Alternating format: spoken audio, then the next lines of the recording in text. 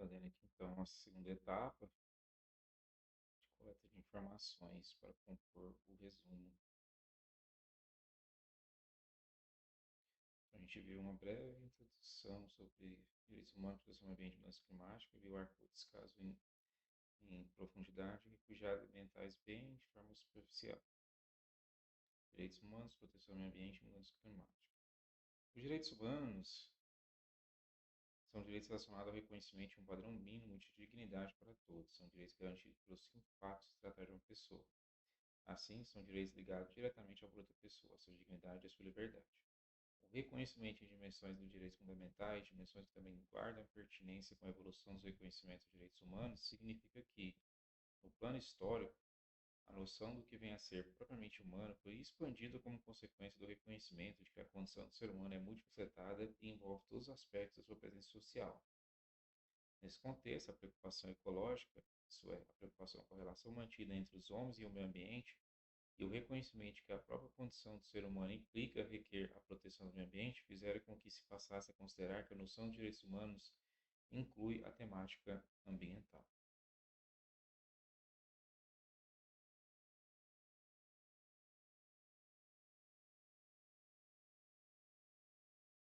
Isso foi só uma breve introdução.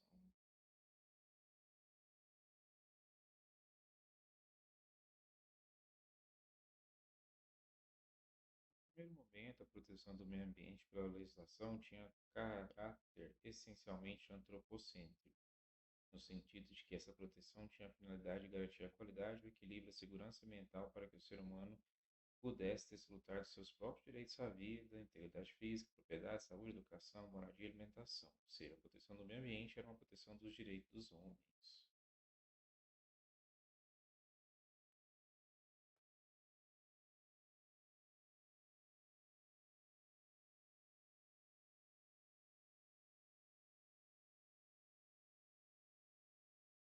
Hoje surgiram novos paradigmas de proteção ao meio ambiente, que não possuem esse caráter exclusivamente antropocêntrico, podendo-se mencionar dois paradigmas prevalentes, o biocêntrico e o ecocêntrico.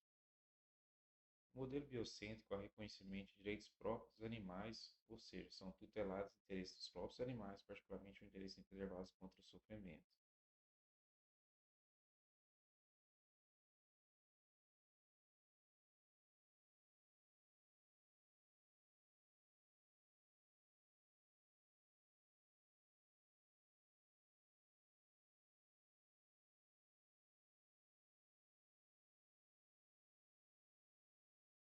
Tendo corpo a ideia de que os animais também devem ser considerados como sujeitos de direitos, os quais podem ser tutelados de forma difusa.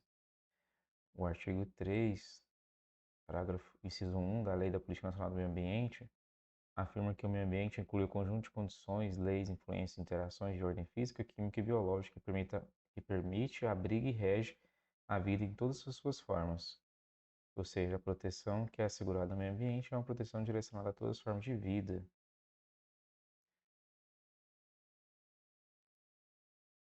Texto mal escrito. Ou seja, não exclusivamente, ou seja,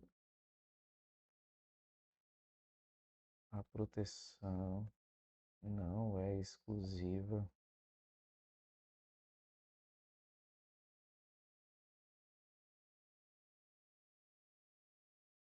à vida humana, de forma que se pode afirmar que esse dispositivo introduz no nosso ordenamento uma visão biocêntrica da proteção ambiental.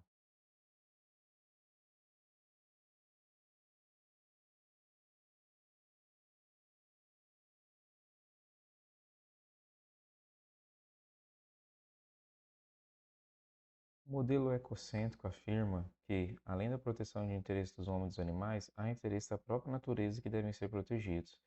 Parte do reconhecimento de que a natureza não é apenas um objeto para os homens, mas que ela tem um valor intrínseco que abarca e transcende o homem. A visão ecocêntrica se opõe ao antropocentrismo, na medida em que defende um valor não instrumental do meio ambiente. Assim, são reconhecidas limitações da ação humana que têm como fundamento outros valores além daqueles ligados à utilidade para os homens.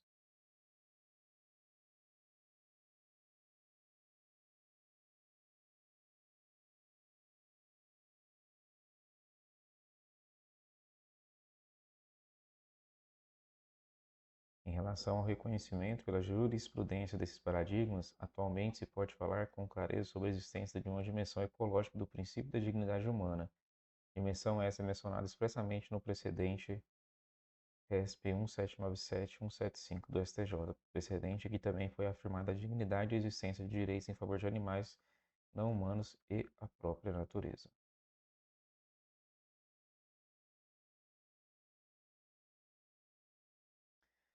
Perceba que o procedente reconhece as visões biocêntricas na medida em que reconhece direitos em favor de animais e ecocêntrica.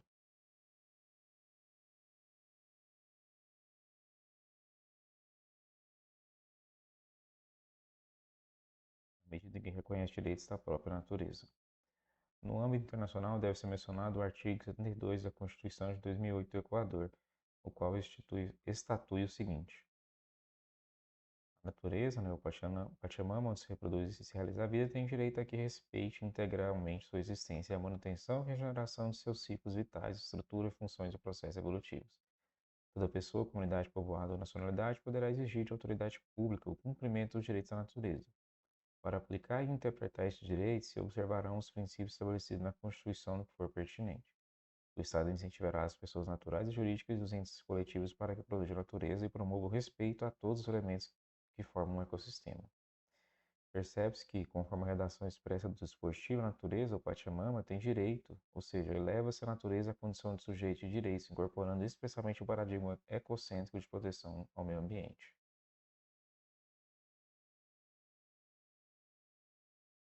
Vamos ver especialmente esse ato aqui do STJ.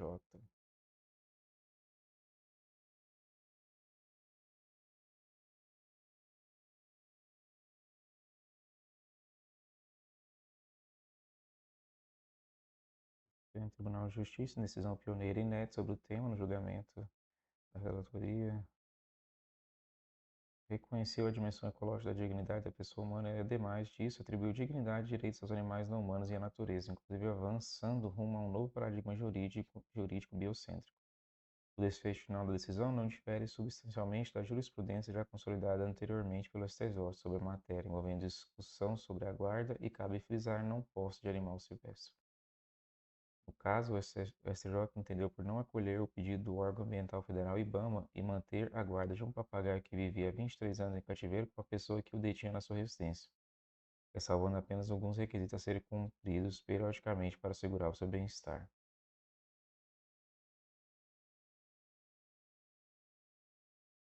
Mas, independente do resultado e do caso concreto, que por si já merecem efeitos efusivos aplausos, é, acima de tudo, a fundamentação lançada no voto do eminente relator, ministro Fernandes, o que mais merece destaque, tanto no âmbito da, já em muitos pontos avançados, jurisprudência do SPJ, também em matéria ambiental, como da prática decisória dos tribunais brasileiros de um modo geral.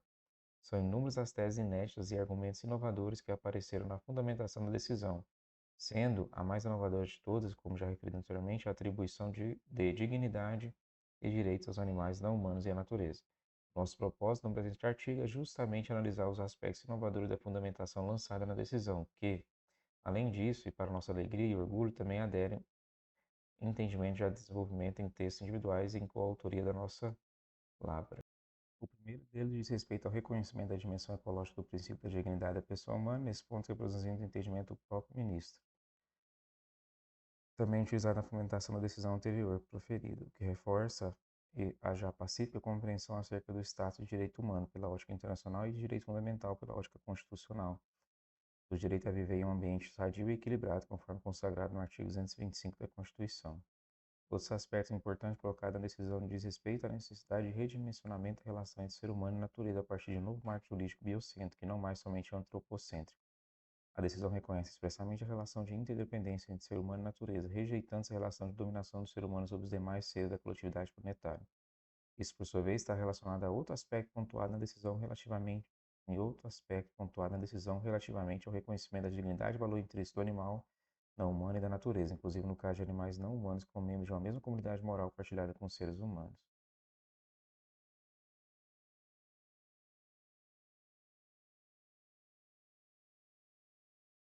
É, basicamente o que já está sendo dito ali mesmo.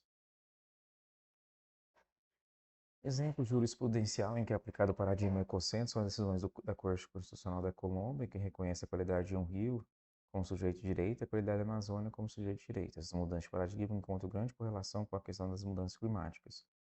A concepção prevalente hoje em dia é no sentido de que a ação humana tem causado sérios prejuízos à natureza, de forma que seria exigível uma reformulação total das atividades humanas a fim de alçar e proteger. Falar-se em justiça climática, que seria um padrão de desenvolvimento das atividades humanas que respeitasse a natureza e contivesse as mudanças climáticas antrópicas. Esse conceito envolve também a preocupação com os impactos desproporcionais das mudanças climáticas, as quais afetam principalmente grupos sociais vulneráveis. No contexto da justiça climática, há uma vinculação entre direitos humanos e desenvolvimento, devendo ser resguardados os direitos das pessoas mais vulneráveis e partilhados os encargos das mudanças climáticas de forma equitativa. Isso aqui é só para introduzir mesmo o acordo ali.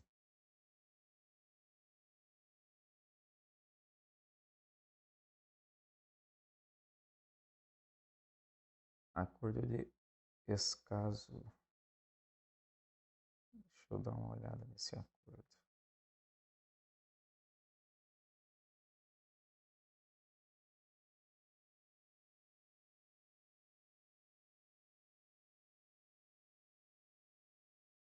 Fala do acordo, eu não boto ele aqui.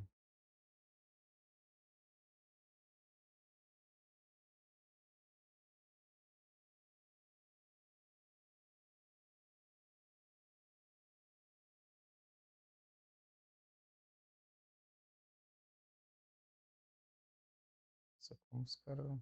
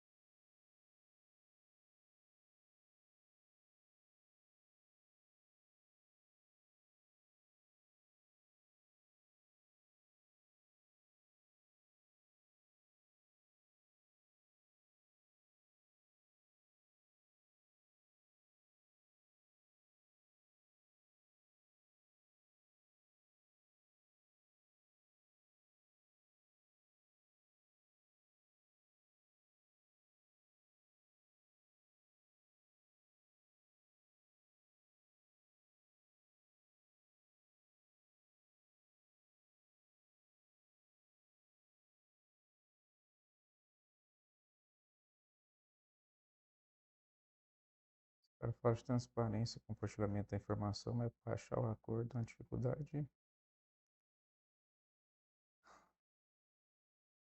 O acordo é um tratado internacional adotado em 2018 na cidade de Escazú, na Costa Rica, por governos da América Latina e do Caribe. O nome oficial do acordo é o seguinte: Acordo Regional sobre Acesso à Informação, Participação Pública e Acesso à Justiça em Assuntos Ambientais na América Latina e Caribe. E no Caribe. Trata-se de um acordo regional que tem como objetivo garantir a transparência das informações ambientais, o acesso a mecanismos de justiça, a maior participação social na construção de políticas e a proteção dos defensores do meio ambiente. A gente já tem objetivo já. O acordo foi assinado pelo Brasil em setembro de 2008, mas ele só foi enviado pela presidência ao Congresso Nacional em maio de 2023 e se encontra em fase de tramitação legislativa para fins de ratificação. Antes de abordarmos o acordo, propriamente, é importante mencionar o tipo de transparência reconhecido pela jurisprudência do Superior Tribunal de Justiça, incidente de assunção de competência 13. Então, de acordo com o Supremo Tribunal de Justiça,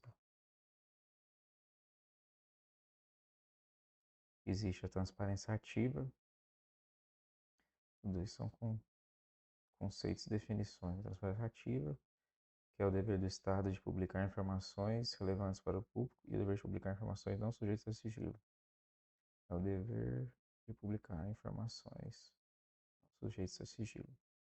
Transparência passiva é o direito de qualquer pessoa, entidade, a querer acesso a informações específicas e transparência reativa,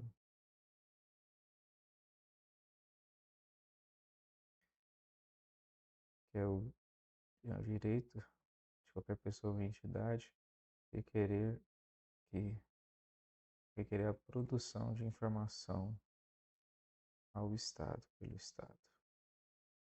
A diferença entre as transparências passiva e reativa é quanto à necessidade ou não de que haja um procedimento prévio de produção de informação solicitada. No caso da passiva, a informação já existe, enquanto a reativa será necessária a prévia produção de informação. Retomando o acordo, este aborda os seguintes temas.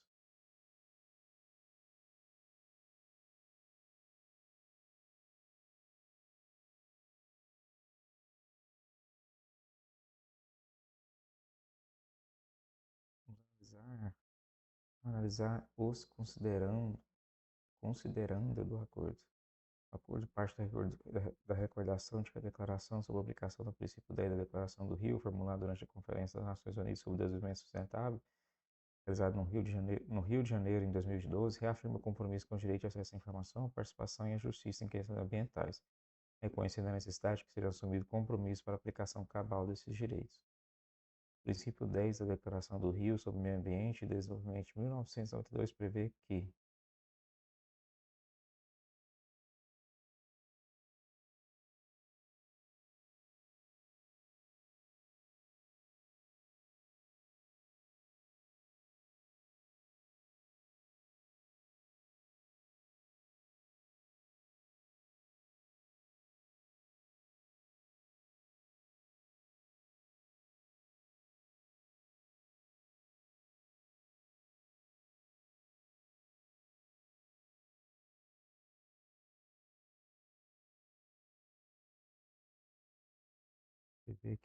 a melhor maneira de tratar questões ambientais é assegurar a participação no nível apropriado de todos os cidadãos interessados. No nível nacional, cada indivíduo terá acesso adequado à informações relativas ao meio ambiente, de que dispõem autoridades públicas, inclusive informações acerca de materiais e atividades perigosas em suas comunidades, bem como a oportunidade de participar dos processos decisórios. Os estados irão facilitar e estimular a conscientização e a participação popular, colocando as informações à disposição de todos. Será proporcionado o acesso efetivo a mecanismos judiciais e administrativos, inclusive no que se refere à compensação e reparação dos danos.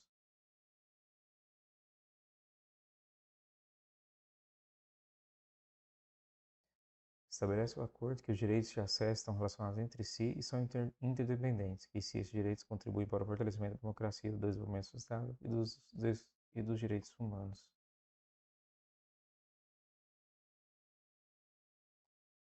Então, estabelece o acordo que o direito de acesso está relacionado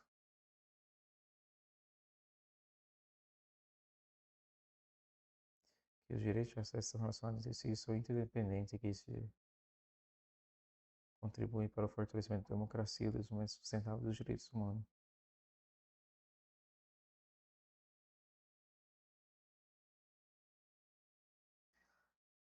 Reafirmam-se a importância da Declaração Universal de Direitos Humanos e de outros instrumentos internacionais de direitos humanos que prevêem a responsabilidade dos Estados de respeitar, proteger e promover os direitos humanos e as liberdades fundamentais de todas as pessoas sem distinção de raça, cor, sexo, idioma, religião, opinião política ou de qualquer outra índole, origem nacional ou social, posição econômica, nascimento ou qualquer outra condição.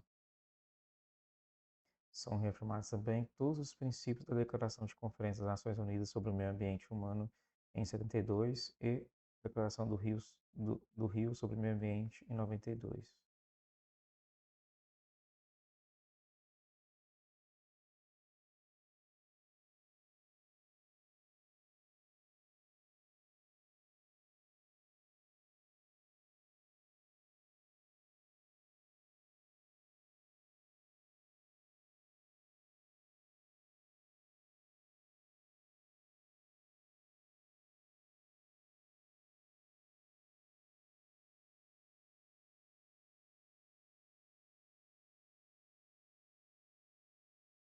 Aqui, os princípios da Declaração das Conferências das Nações Unidas sobre o Meio Ambiente e do Rio 92 são reafirmados, né?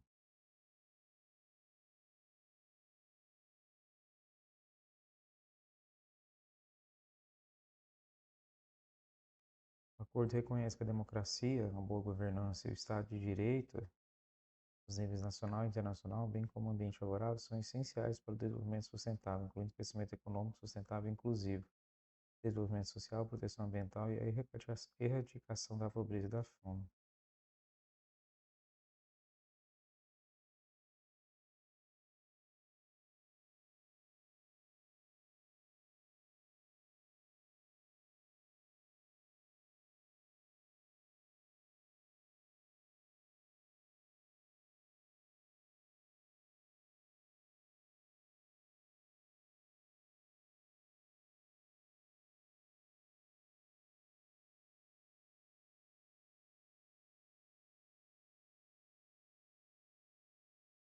Todas as interpretações iniciais do acordo, né? A ampla participação pública e o acesso à informação e às instâncias judiciais e administrativas são indispensáveis para a promoção do desenvolvimento sustentável, já foi falado.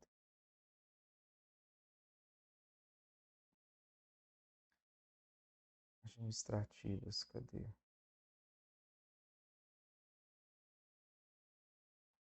Aqui.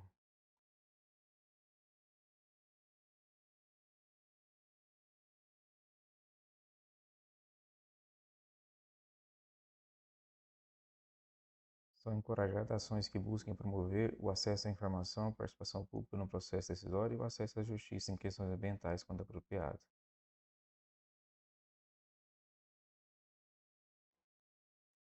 Que é o enfoque do acordo. Observa o acordo também que a Resolução 71 da Assembleia Geral das Nações Unidas de 2015, Transformando Nosso Mundo, que é a Agenda de 2030 para o Desenvolvimento Sustentável, prevê um conjunto de objetivos de desenvolvimento sustentável e metas universais transformadores, configurando o compromisso de se alcançar o desenvolvimento sustentável nas suas três dimensões, econômico, social e ambiental, de forma equilibrada e integrada.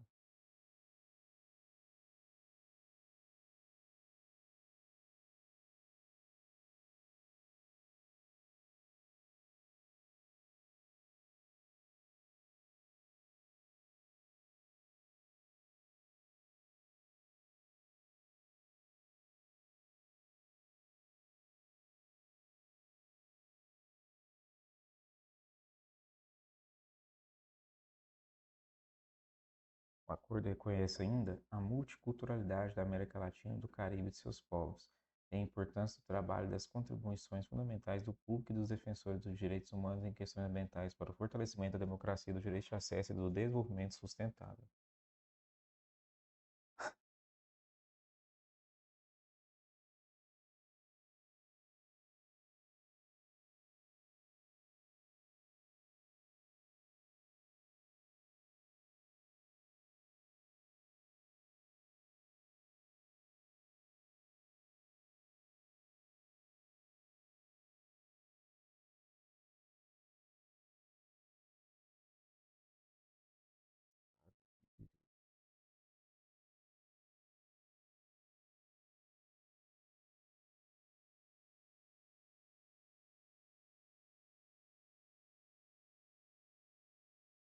O acordo manifesta o propósito de se alcançar plena implementação dos direitos de acesso contemplados, bem como a criação e fortalecimento das capacidades da cooperação. Com isso, vamos analisar os dispositivos do acordo.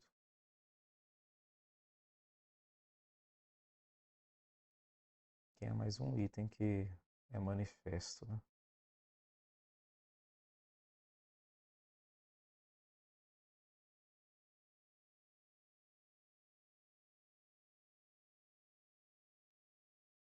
Então, o artigo 1 prevê o objetivo do acordo, que é o seguinte: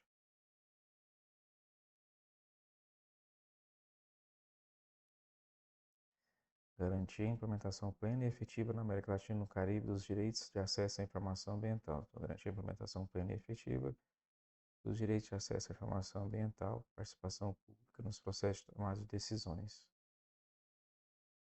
Que tipo de decisões são essas? Decisões ambientais e, acesso à justiça em questões ambientais, bem como criação e fortalecimento das capacidades de cooperação, contribuindo para a proteção do direito cada pessoa, das gerações presentes e futuras, a viver em um ambiente saudável e um desenvolvimento sustentável.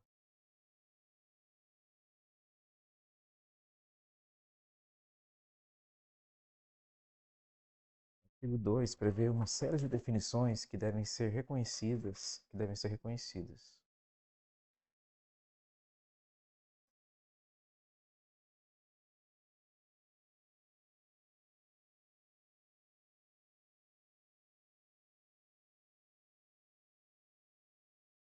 Série de definições que deve ser reconhecida. Direito de acesso é o direito de acesso à informação. Direito de acesso à informação ambiental.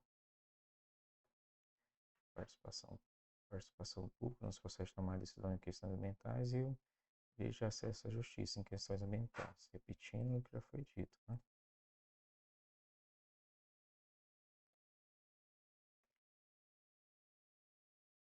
Temos também que a autoridade competente é toda instituição pública que exerce os poderes, a autoridade e as funções para o acesso à informação, incluindo os órgãos, organismos ou entidades independentes ou autônomos de propriedade do Estado ou controlados pelo Estado, que atuem segundo os poderes outorgados pela Constituição ou por outras leis, e, conforme o caso, as organizações privadas.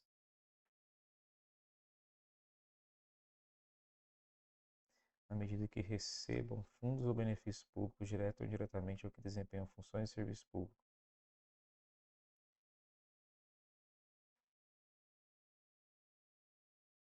Mas exclusivamente no que se refere aos fundos ou beneficiários públicos recebidos ou às funções de serviço público desempenhados. Informação ambiental.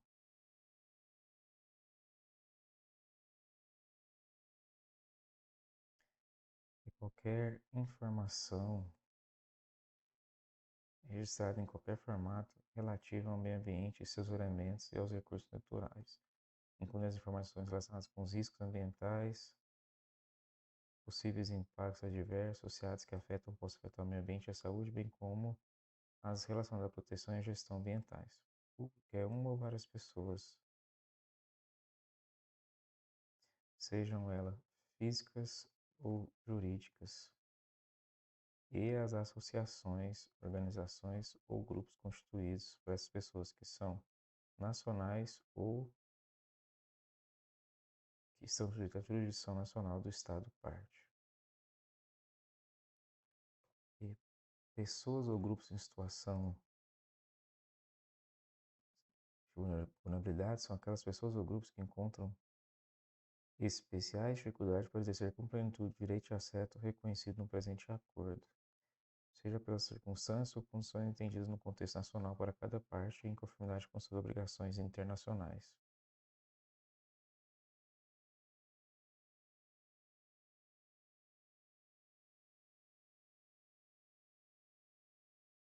E tem os princípios que regem, né?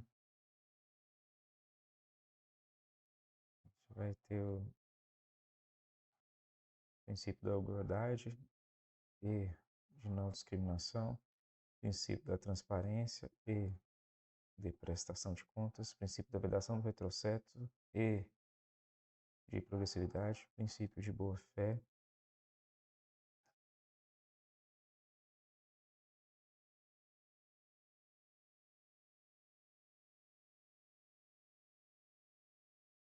princípio princípio de boa-fé, princípio de prevenção, preocupação, equidade intergeracional, máxima publicidade, soberania permanente dos Estados sobre seus recursos naturais, igualdade soberana dos Estados e princípio pro persona. E quer dizer que na hora de interpretar os artigos do acordo, deve sempre prevalecer um entendimento que garanta maior amplitude na prevenção dos direitos fundamentais, direitos humanos e direitos ambientais. Artigo 4.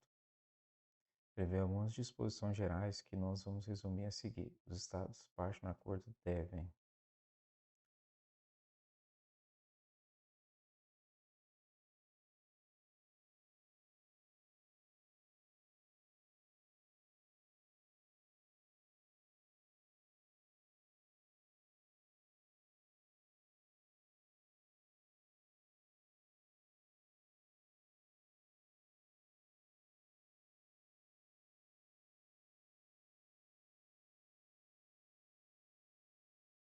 garantir o direito de toda pessoa a viver em um ambiente saudável,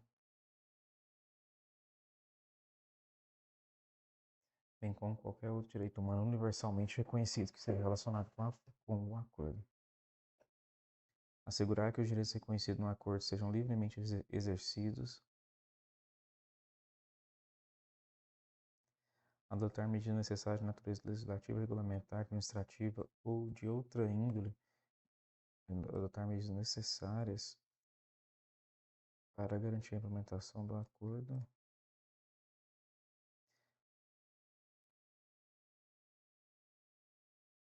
Proporcionar ao público informações para facilitar a aquisição de conhecimento a respeito do direito de acesso, com o propósito de contribuir para a aplicação efetiva do acordo.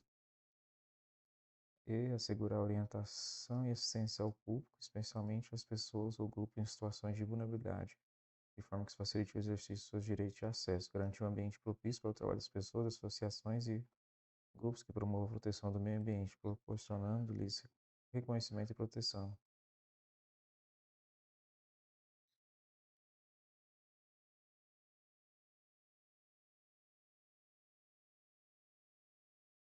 Procurar adotar a interpretação mais favorável ao pleno gozo e respeito aos direitos de acesso, promover o uso de novas tecnologias da informação e comunicação,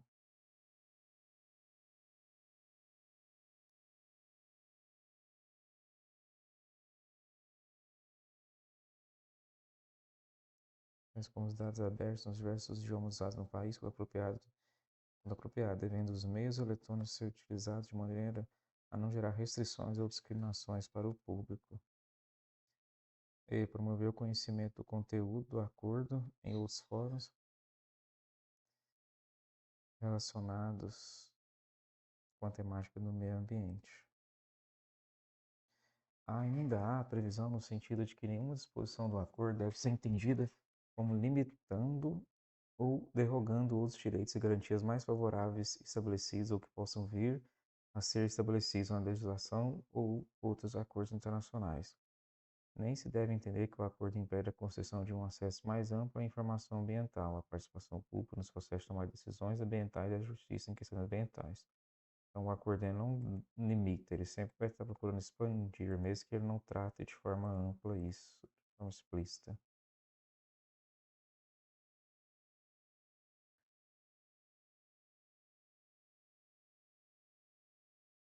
Vamos tirar aqui o bullshit e colocar o que importa.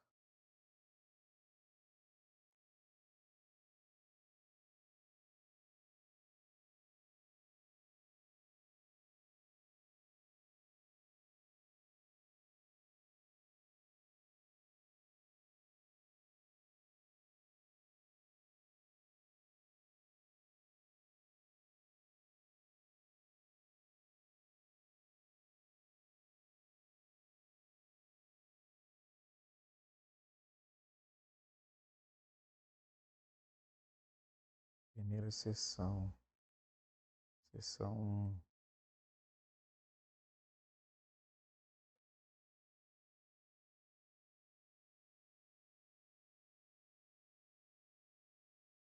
Artigo 5 traz as normas sobre o acesso à informação ambiental, dividido nos seguintes tópicos: acessibilidade, negação, condições, mecanismos.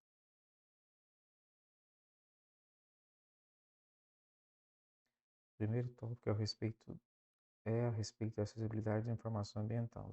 Os Estados-partes devem garantir o direito público de acessar a informação ambiental, que esteja em seu poder, sob seu controle ou custódia, de acordo com o princípio da máxima publicidade.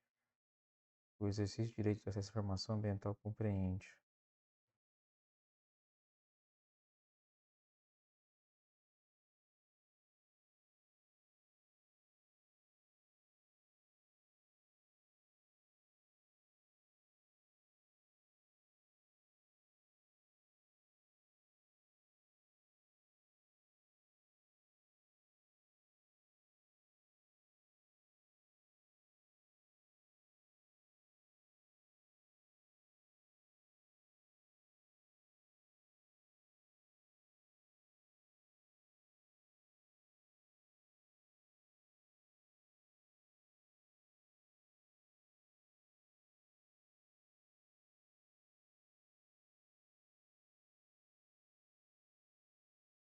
O exercício do direito de acesso à informação ambiental compreende solicitar e receber informações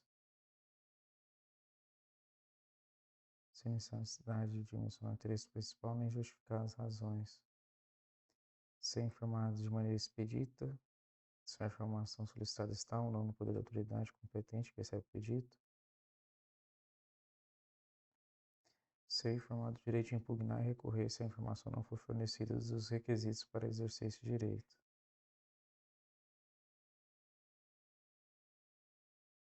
Os Estados partes devem facilitar o acesso das pessoas ou grupos em situações de vulnerabilidade à informação ambiental, estabelecendo procedimentos de assistência que vão desde a formulação de pedido até o fornecimento da informação, considerando sua condição e especificidades, com a finalidade de incentivar acesso e participação em igualdade de condições.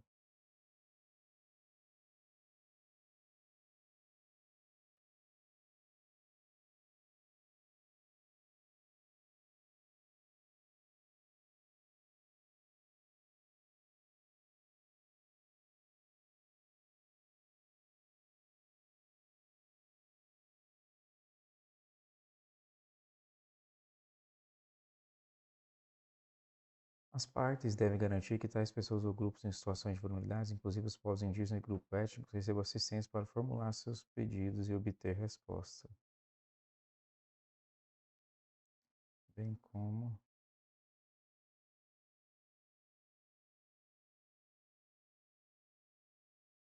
o segundo tópico diz respeito à denegação do acesso à informação ambiental.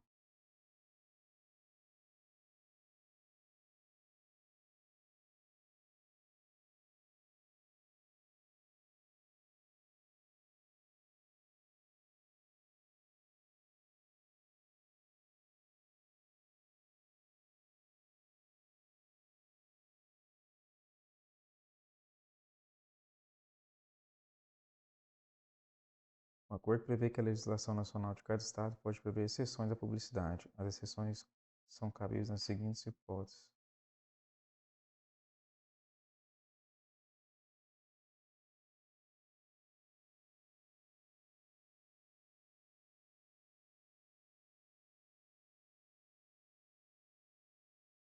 Cada estado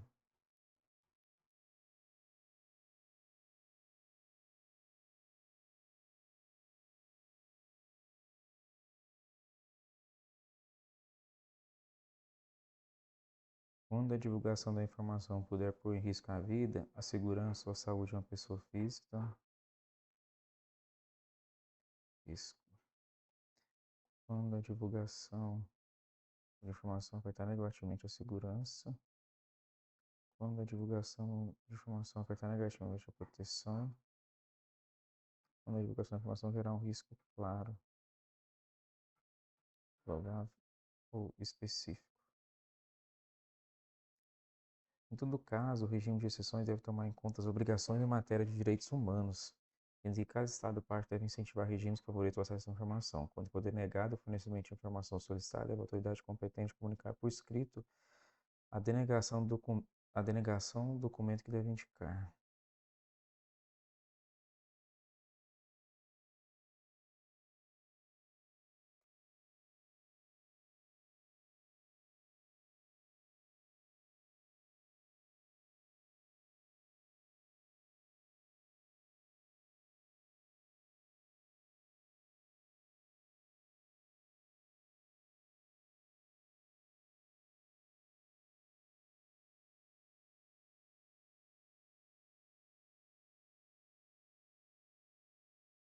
Os motivos de denegação devem ter sido previamente estabelecidos em lei e estar claramente definidos e regulamentados, levando em conta o interesse público.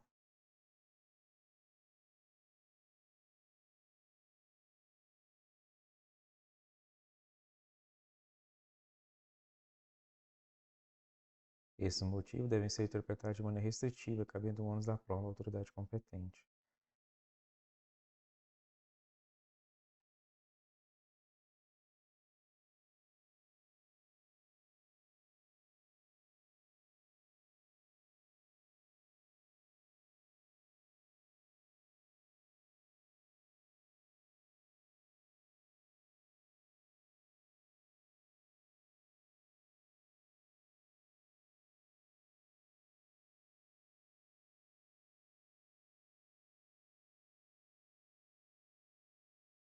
Sempre que o interesse público for utilizado como justificativo de denegação, a autoridade competente deverá ponderar o interesse de reter a informação e o benefício público resultante da sua divulgação, com base em elementos de idoneidade, necessidade e proporcionalidade.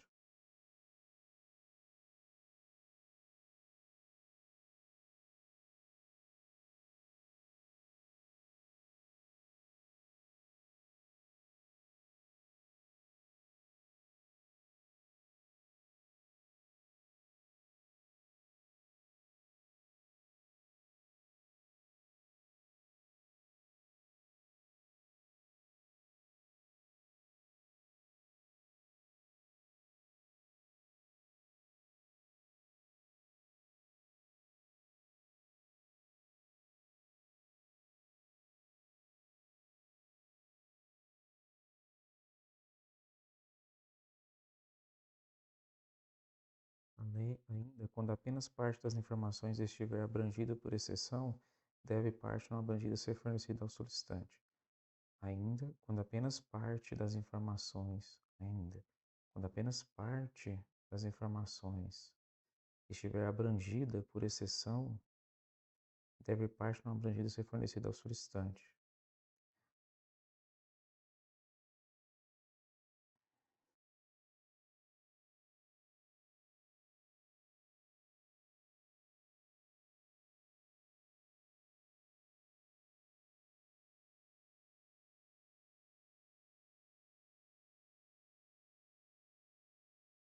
O terceiro tópico diz respeito às condições aplicáveis ao fornecimento de informação ambiental.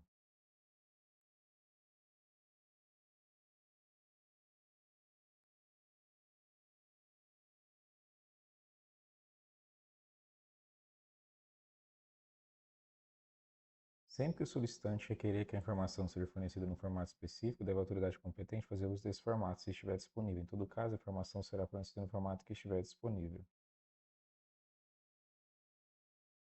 Então, sempre que o solicitante requerer a informação seja fornecida, em todo caso, a informação será fornecida no formato que estiver disponível.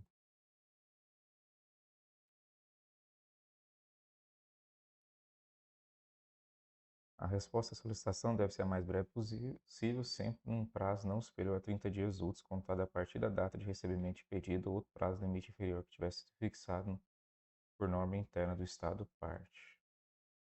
Se, excepcionalmente, for necessário mais tempo para a resposta, a autoridade competente deve notificar o solicitante por escrito, informando a justificativa de prorrogação. Notificação essa que deve ser prestada antes do vencimento do prazo. A prorrogação não deve exceder o prazo de 10 dias úteis. De acordo com o acordo, se forem descumpridos os prazos mencionados, o solicitante poderá acessar as instâncias judiciais e administrativas para impugnar o procedimento. Se a autoridade não tiver a informação solicitada, a circunstância deve ser comunicada ao solicitante com a máxima brevidade possível, incluindo a menção à autoridade que possivelmente tem informação. Se for conhecida a autoridade que tem informação, o pedido deverá ser enviado a ela, que será informado ao solicitante. Se a informação não existiu ou ainda não tiver sido gerada, essa circunstância também deve ser informada. A informação será fornecida sem custo, caso não seja necessária a reprodução ou envio. Os custos de reprodução e envio serão aplicados de acordo com os procedimentos estabelecidos pela autoridade competente, sendo que esses custos devem ser razoáveis e divulgados antecipadamente. Deverá ser considerada a possibilidade de concessão de isenção de pagamento caso o solicitante se encontre em uma situação de vulnerabilidade ou em outras circunstâncias especiais que justifiquem a isenção.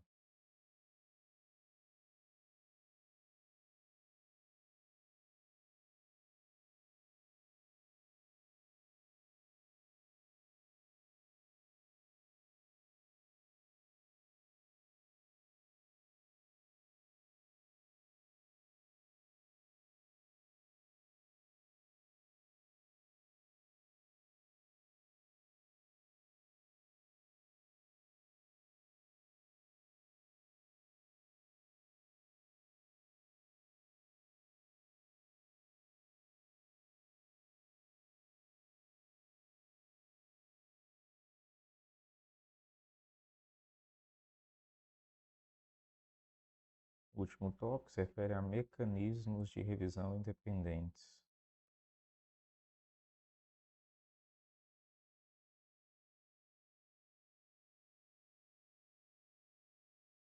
Tem muita coisa relevante aqui, né?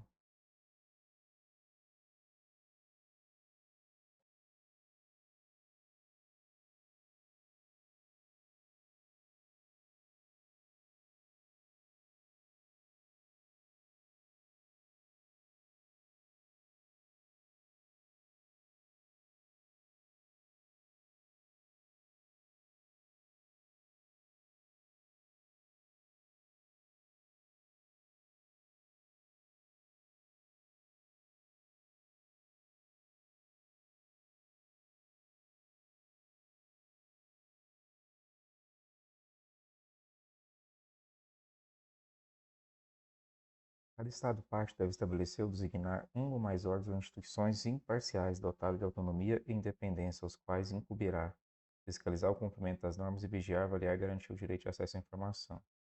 Os Estados-partes poderão conferir a esses órgãos ou instituições poder sancionador no âmbito de suas competências.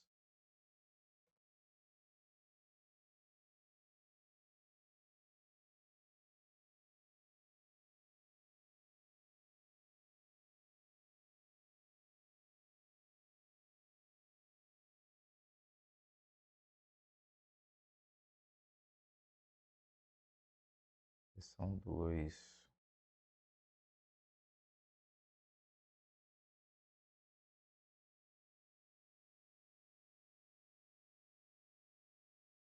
Essa sanção traz normas de transparência ativa. Os Estados-partes devem garantir que as autoridades competentes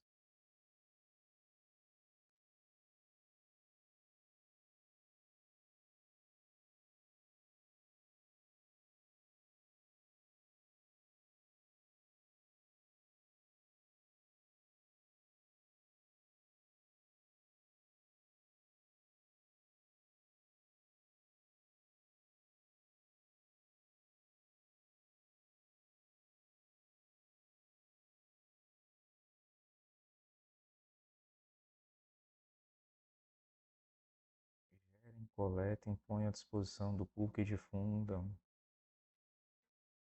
a informação ambiental relevante para suas funções de maneira relevante. Para suas funções de maneira sistemática, ativa, oportuna, regular, acessível e compreensível, bem como atualize periodicamente essa informação e incentive a desagregação e descentralização de informação ambiental no âmbito subnacional e local. Devem ser adotadas medidas que levem ao fortalecimento da cooperação entre as diferentes autoridades do Estado. Na medida do possível, a informação ambiental deve ser reutilizável e processável, bem como deve estar disponível em formatos acessíveis. Não devem ser impostas restrições à sua reprodução ou uso. O Estado-parte deve contar com um ou mais sistemas de informação ambiental atualizados que podem incluir, entre outros.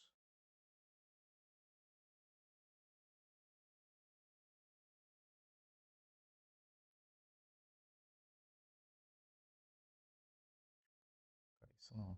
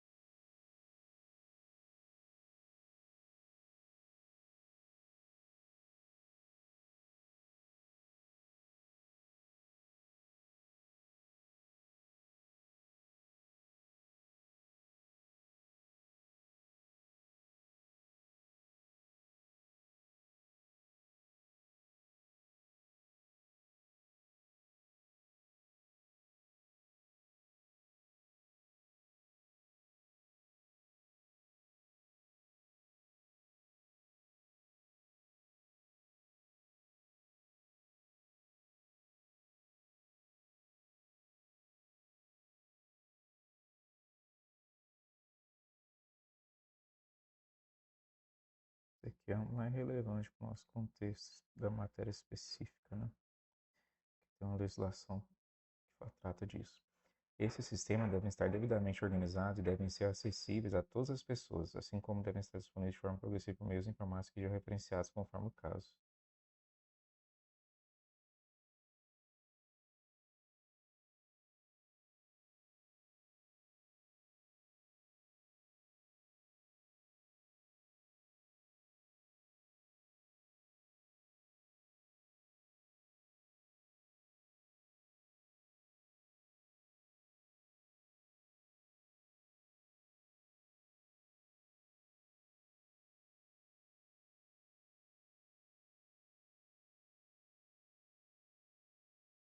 Os Estados-partes devem tomar medidas para estabelecer um registro de emissões e lançamento de contaminantes e de outros materiais e resíduos sob sua jurisdição. Registro que deve ser estabelecido progressivamente e atualizado periodicamente.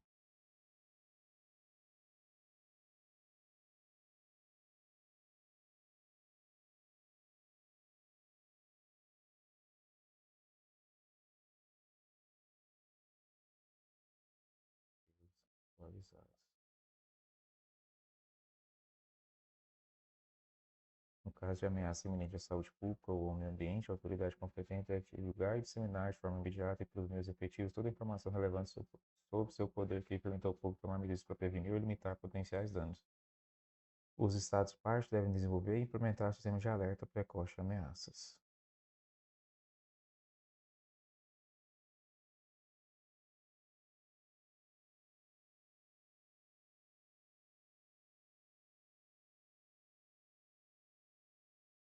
As autoridades competentes devem divulgar as informações ambientais nos diversos idiomas usados no país e devem utilizar formatos alternativos compreensíveis pela pessoa ou grupos em situação de vulnerabilidade como forma de facilitar o acesso à informação.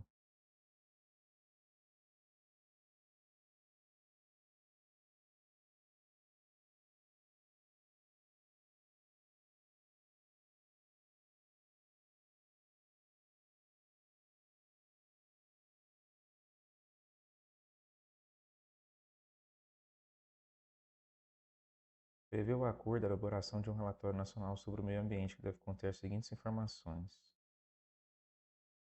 Relevante da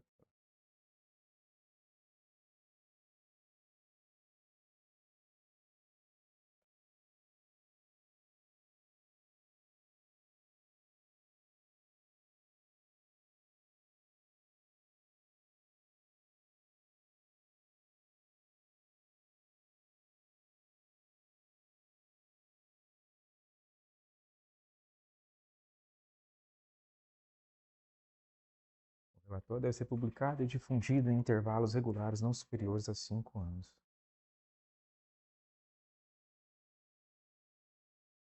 Ainda, o relatório deve ser redigido de maneira que seja de fácil compreensão e deve estar acessível aos públicos em diferentes formatos, bem como deve ser difundido através dos meios apropriados, considerando as realidades culturais. Sempre acessibilidade. O Estado deve convidar o público a contribuir na elaboração do relatório. Participação pública.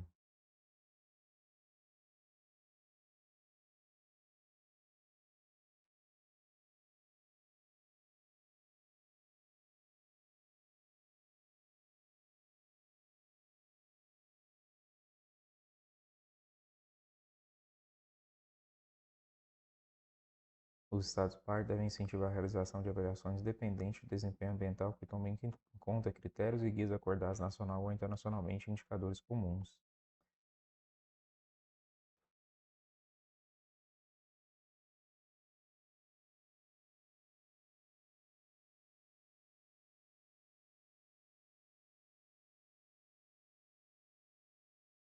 Essas avaliações têm a finalidade de avaliar a eficácia, a efetividade e o progresso das políticas nacionais ambientais no cumprimento dos compromissos nacionais e internacionais, devendo essas avaliações contemplar a participação dos diversos atores, óbvio.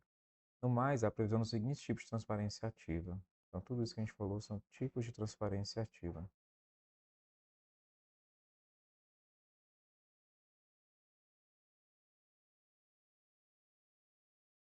No mais, ademais,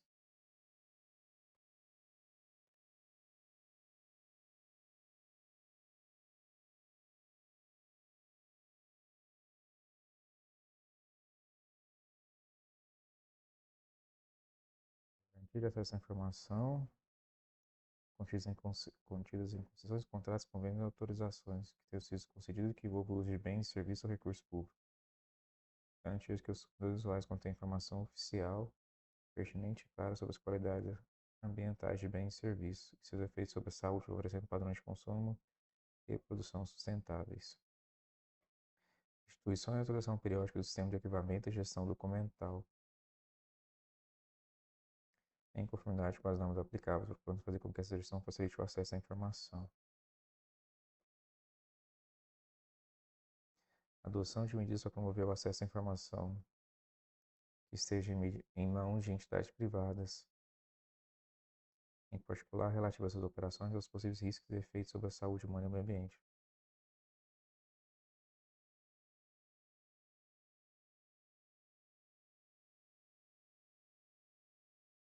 Incentiva a elaboração dos relatórios de sustentabilidade por empresas públicas e privadas, em particular por grandes empresas que refletem seu desempenho social e ambiental.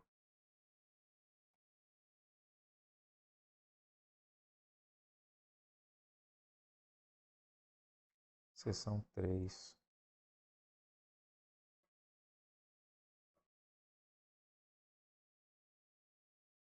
Participação pública nos processos de tomada de decisões ambientais. Os Estados devem assegurar o direito de participação do público nos processos de tomada de decisões ambientais. Para isso, é necessário que sejam implementados mecanismos de participação aberta e inclusiva com base em marcos normativos ou internacionais.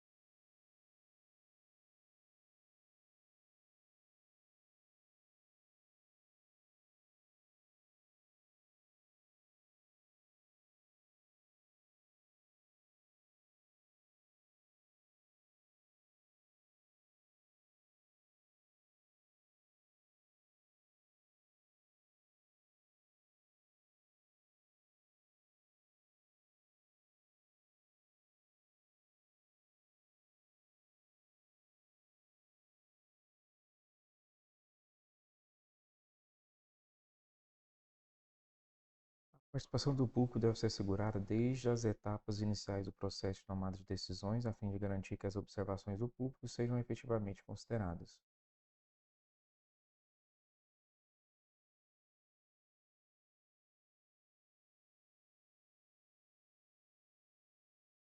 Ainda deve estar parte proporcional ao público, de maneira clara, oportuna e compreensível, a informação necessária para que seja efetivo o seu direito à participação no processo de tomada de decisão.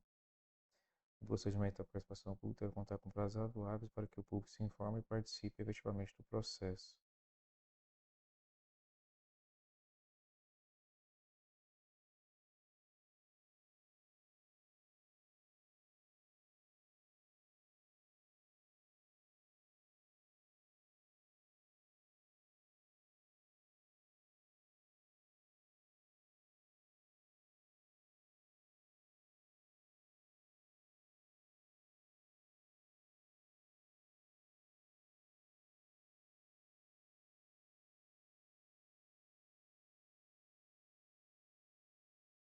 E no público deve contar com as seguintes informações: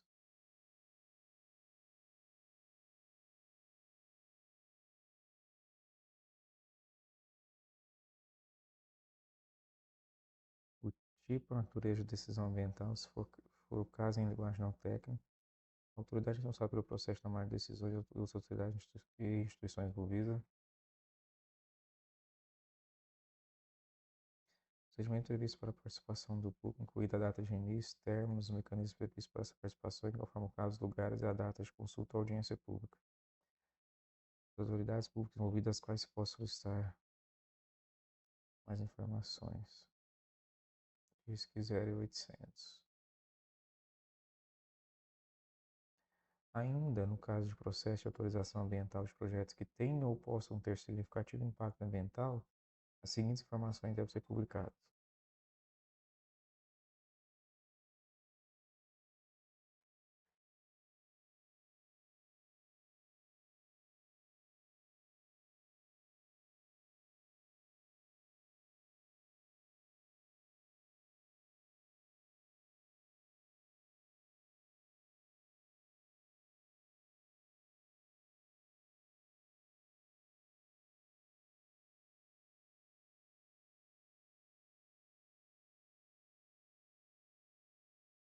Descrição da área de influência,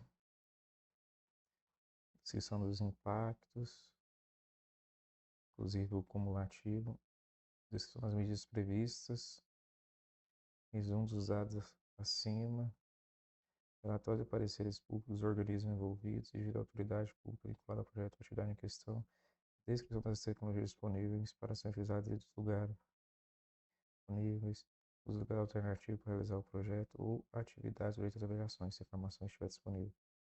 Ações de monitoramento e implementação dos resultados das medidas de estudo de impacto ambiental. Essas informações devem ser prestadas de forma efetiva, compreensível e oportuna através de meios apropriados que podem incluir os meios escritos, eletrônicos ou orais, bem como os meios tradicionais. O direito de participação inclui a oportunidade de apresentar observação por meios apropriados e disponíveis, de acordo com as circunstâncias do processo.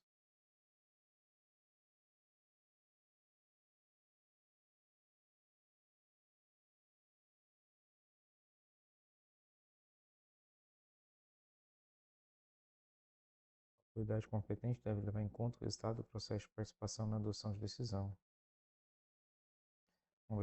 Uma vez adotada a decisão, o público deve ser oportunamente informado dela e dos motivos que fundamentaram e fundamentos que embasaram, bem como o modo como foram tomadas em consideração as suas observações. Decisões e seus antecedentes serão públicos e acessíveis.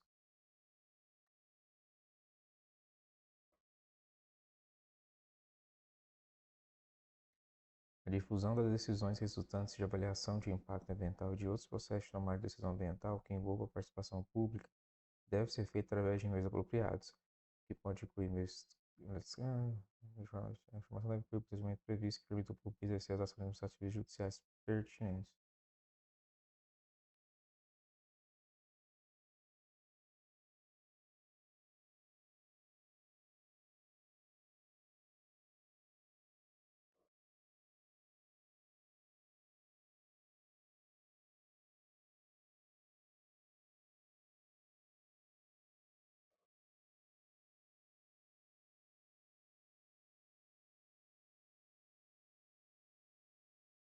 Deve ser estabelecidas condições propícias para a participação pública com consideração das características sociais, econômicas, culturais, geográficas e de gênero do público.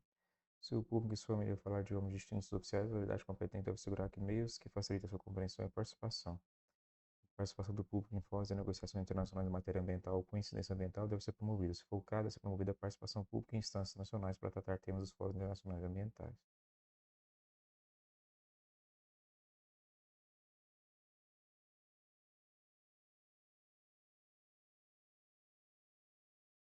Devem ser incentivados os espaços de consulta em questões ambientais ou usos dos já existentes, em que possam participar diversos grupos e setores.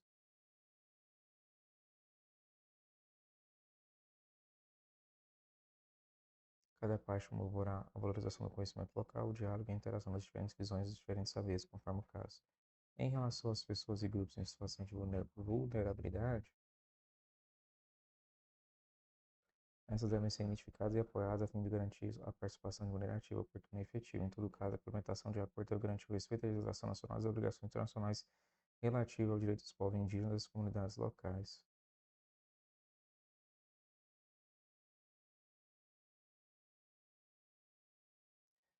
bem como dos grupos em situação dos demais grupos em situação de vulnerabilidade. O público diretamente afetado pelos projetos e atividades que tenham ou possam ter um impacto significativo sobre o meio ambiente deve ser identificado, promovendo-se ações específicas que facilitem sua participação no processo de tomada de decisão. Isso aqui tinha que vir antes, né?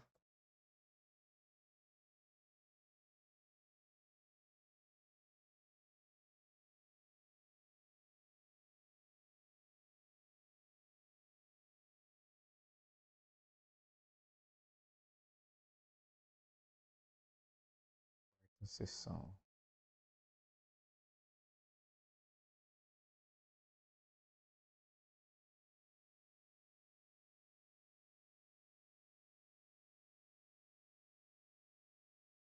O acesso à justiça em questões ambientais deve se dar de acordo com as garantias do devido processo. Deve ser assegurado o acesso às instâncias judiciais e administrativas para impugnar e recorrer quanto ao método e procedimento os seguintes aspectos do processo de tomada de decisão.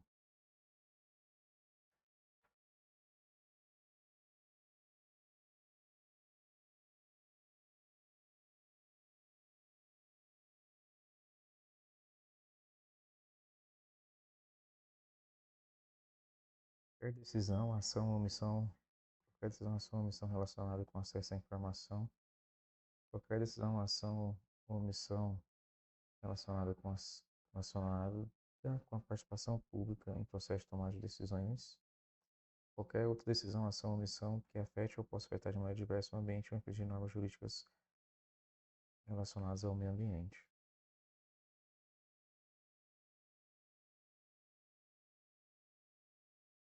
Como forma de garantir o acesso à justiça, devem os Estados-parte contar com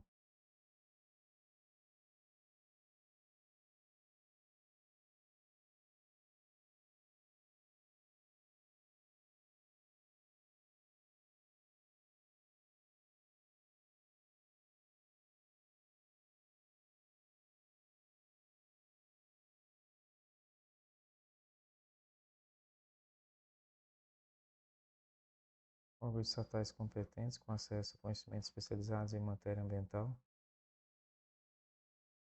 procedimentos efetivos, oportunos, públicos, transparentes, parciais e sem custos proibitivos,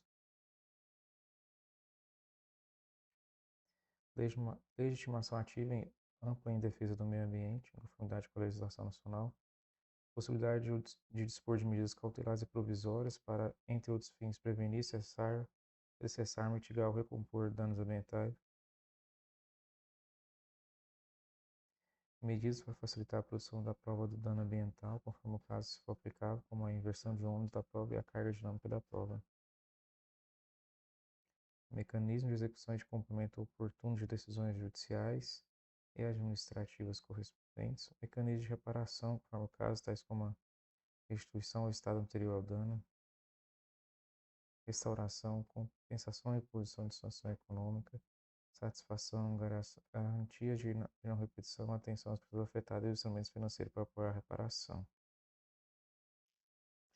A fim de facilitar o acesso do público à justiça em questões ambientais, deve o Estado parte estabelecer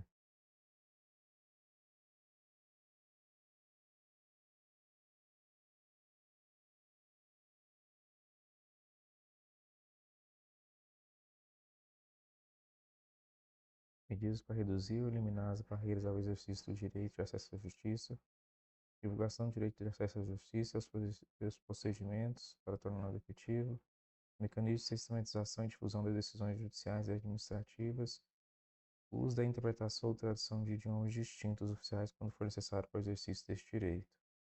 As necessidades das pessoas ou grupos em situação de vulnerabilidade devem ser consideradas, provendo-se a eles mecanismos de apoio e assistência técnica e jurídica gratuita, se necessário.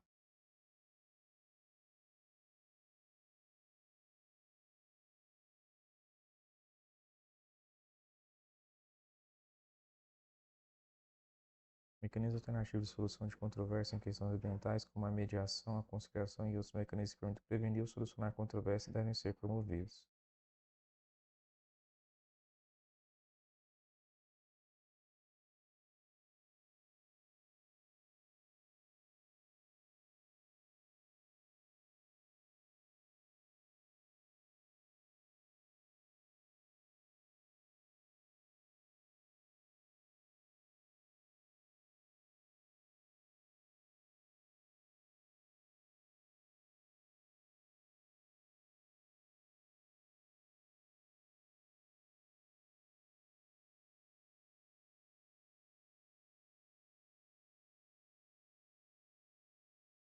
Seção 5, bem curta, né?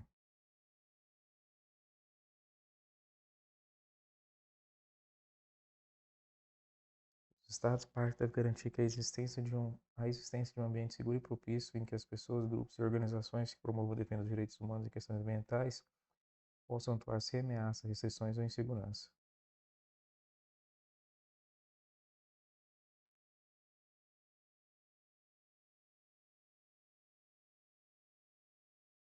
As medidas adequadas e efetivas para reconhecer, proteger e promover todos os direitos dos defensores dos direitos humanos em questões ambientais,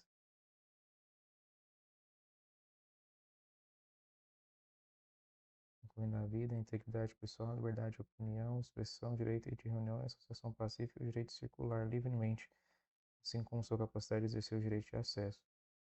Medidas devem ser adotadas para prevenir, investigar e punir ataques, ameaças ou intimidações que os defensores dos direitos humanos e questões ambientais possam sofrer no exercício de seus direitos.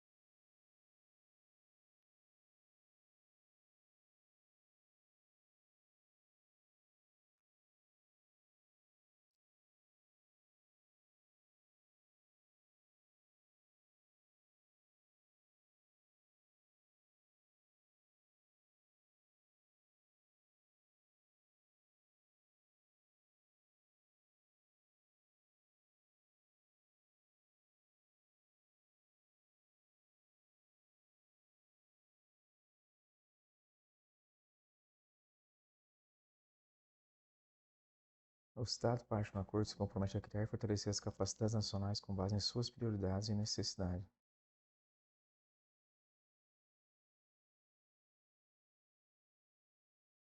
As seguintes capacidades e incapacidades podem ser adotadas de acordo com as capacidades locais. Formar e capacitar a autoridade de agentes públicos no direito de acesso sobre questões ambientais. Desenvolver e fortalecer programas de conscientização e criação de capacidade em direito ambiental e direito de acesso para o público. Agentes, instituições e juristas.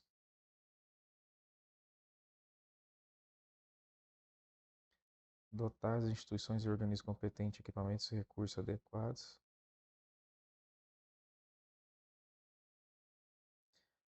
Promover educação, capacitação e conscientização sobre as questões ambientais, mediante, entre outros meios, a inclusão de modos educativos básicos sobre o direito de acesso para estudantes em todos os níveis educacionais.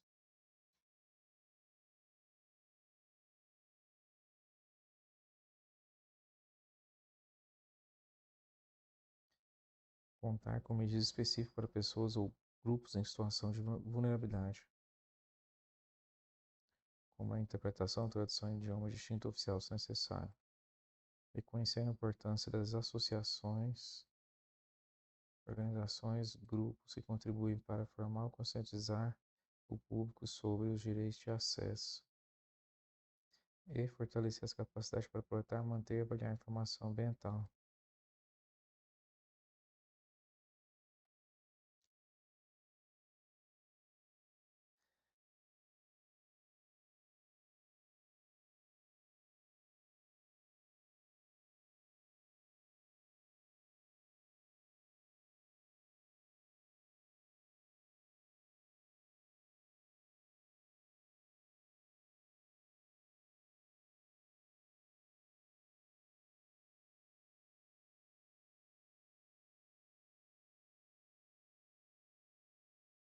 Os Estados-partes devem cooperar entre si para o fortalecimento de suas capacidades nacionais, com especial consideração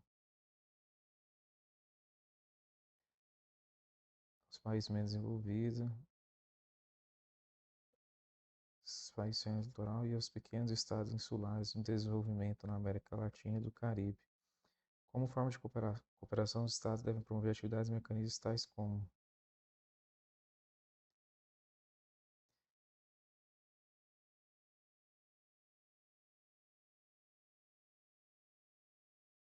intercâmbio, habilitação em matérias de programas educativos, formativos e de conscientização, intercâmbio de experiência sobre código voluntários, comitês, conselhos e plataformas de atores multissetoriais. As partes promoverão o estabelecimento de parcerias com o Estado e outras regiões e organizações intergovernamentais, não governamentais, acadêmicas e privadas, bem como com a organização da sociedade civil e outros atores de relevância na implementação do acordo.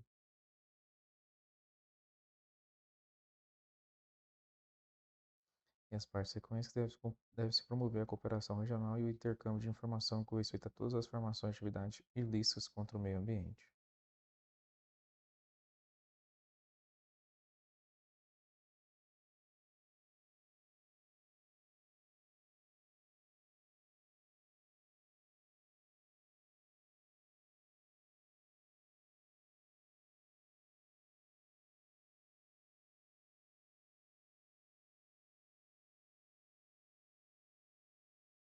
O acordo prevê a criação no âmbito da Comissão Econômica para a América Latina e o Caribe de um centro de intercâmbio de informação de caráter virtual e de acesso universal sobre os direitos de acesso, o qual pode incluir medidas legislativas, administrativas, de política, código de conduta e de boas práticas, entre outros.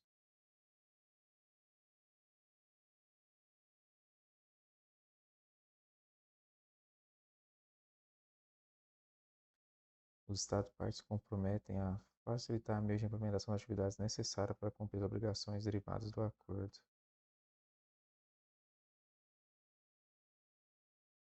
Ainda o acordo prevê a instituição de um fundo de contribuições voluntárias para apoiar o financiamento e a implementação do acordo, cujo funcionamento será definido pela Conferência das Partes, podendo os Estados-partes efetuar contribuições voluntárias para a implementação do acordo.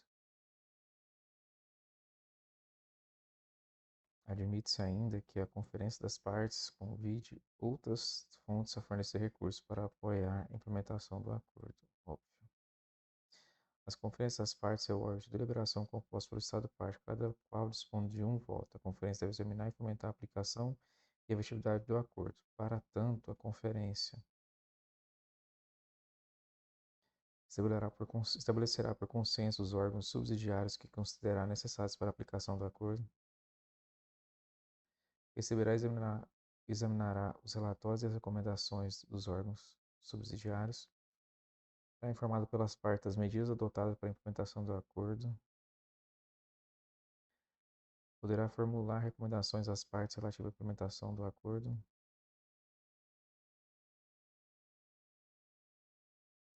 elaborará e aprovará protocolos de acordo para posterior assinatura, ratificação, aceitação e aprovação e adesão, examinará e aprovará proposta de alteração, estabelecerá diretrizes e modalidades para a mobilização de recursos financeiros e não financeiros de diversas fontes para facilitar a implementação do acordo, examinará e adotará qualquer outra medida necessária para alcançar o objeto do acordo,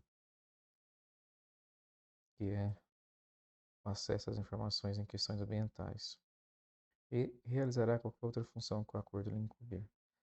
Mas as demais disposições de acordo são de caráter administrativo, tratando do secretariado, do Comitê de Apoio à Implementação e ao cumprimento da solução de controvérsias quanto à interpretação ou aplicação do acordo, das demandas, assinatura, ratificação e etc.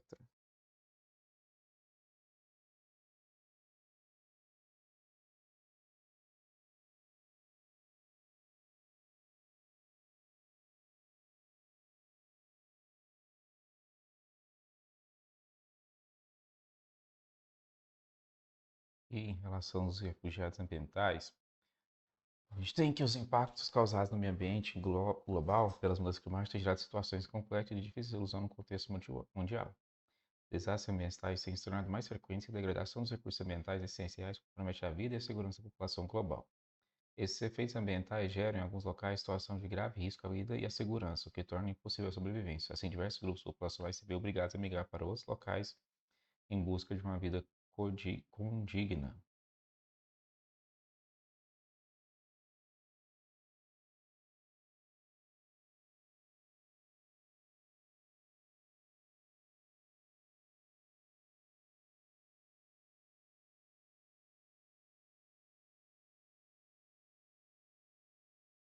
As pessoas que são afetadas pelos desastres ambientais formam uma categoria nova de pessoas no âmbito de ordem internacional. Podemos denominar essas pessoas como refugiados ambientais. Não existe ainda um arcabouço jurídico para amparar essa situação específica, o que torna complexa a definição jurídica e a delimitação da natureza do regime protetivo.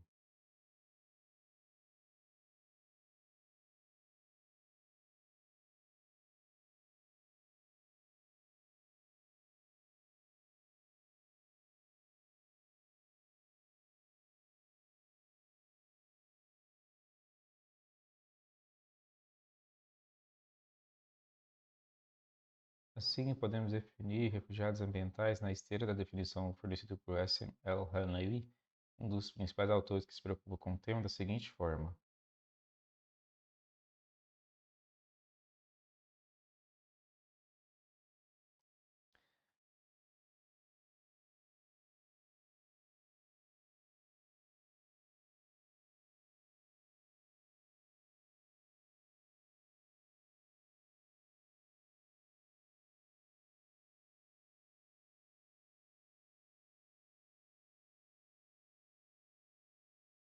refugiados ambientais são definidos como aquelas pessoas forçadas a deixar seu habitat natural ou permanente por causa de uma marcante perturbação ambiental natural desencadeada pela ação humana, que colocou em risco sua existência e seriamente afetou a qualidade de vida.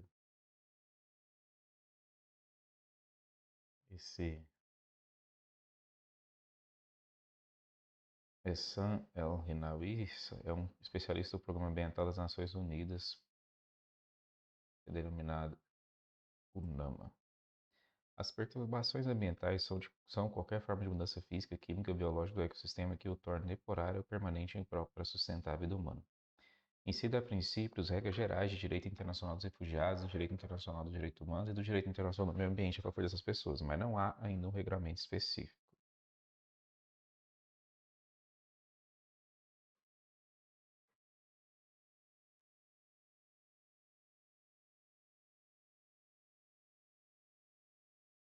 Preocupação global com o tema dos refugiados ambientais decorre da percepção de que o problema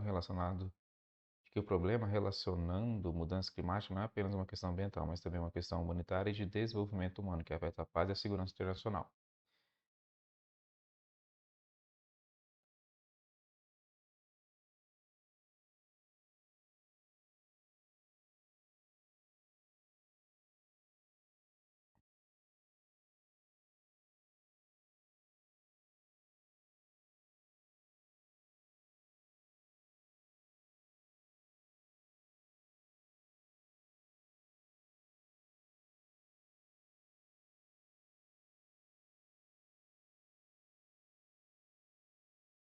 Portanto, tenha sempre em mente que a discussão sobre refugiados ambientais demanda uma perspectiva ambiental, econômica e política, tratando-se de uma inter-relação necessária de perspectivas.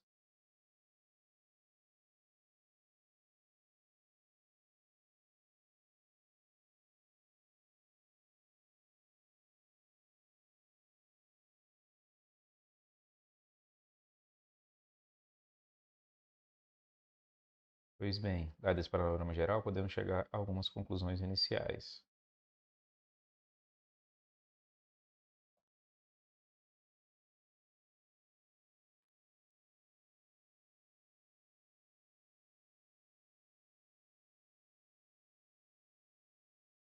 É necessária a construção de um sistema de proteção específico para a categoria emergente de refugiados ambientais. O primeiro ponto decorre de uma dificuldade de interpretação do conceito de refugiado.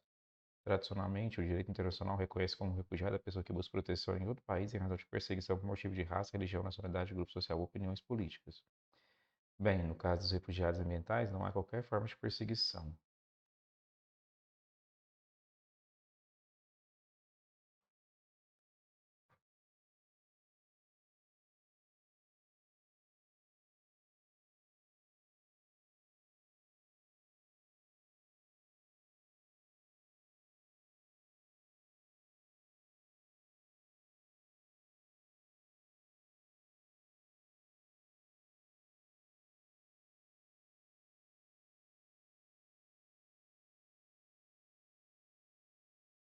A necessidade de buscar proteção em outro país decorre da existência de desastre ambiental no local de origem, não de uma perseguição organizada.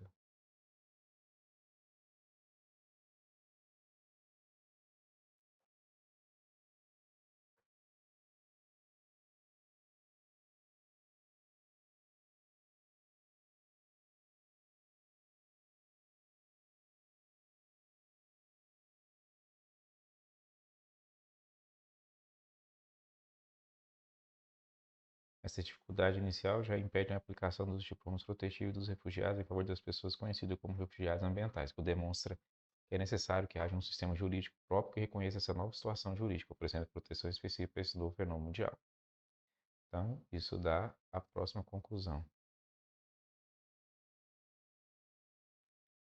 Fala que é necessária a criação de mecanismos institucionais para garantir a efetiva proteção dos refugiados ambientais. Para proteção dos refugiados ambientais.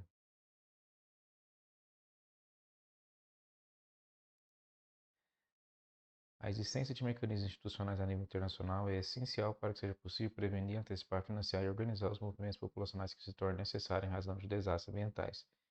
Tornou-se necessário construir novas estratégias institucionais, novas formas de cooperação e de compromisso de longo prazo entre os países. Esses instrumentos e mecanismos têm âmbito internacional. É possível afirmar que se firmam no âmbito das relações internacionais uma cultura de paz, que é caracterizado por um compromisso dos países de conter a violência, a violação da dignidade da pessoa humana, tanto por mecanismos preventivos como o combate às causas estruturais dos macro-desafios, tais quais a pobreza e a corrupção internacional, quanto também pela busca de resolução dos conflitos de maneira não conflitiva, principalmente sem a utilização de táticas de guerras. Essa mensagem, essa mesma perspectiva de manutenção da paz e da segurança internacionais rege o tratamento da situação dos refugiados ambientais.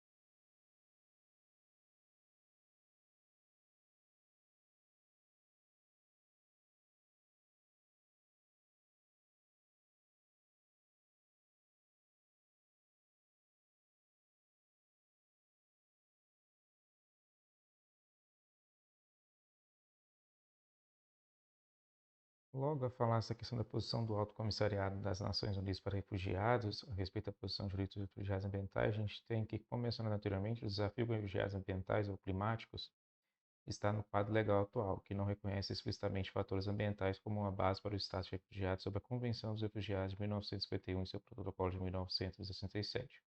A resistência da ONU reconheceu o conceito de refugiado ambiental por receio de desmerecer o regime internacional, que já significativamente enfraquecido, constitui um problema de ordem política, já que são diversos atores que exercem grande influência no debate. Por meio dessa constatação, podemos presumir que há uma discussão política travestida como puramente de cunho etimológico e conceitual, e por isso há muitos entraves na busca de soluções mais palpáveis para o tema.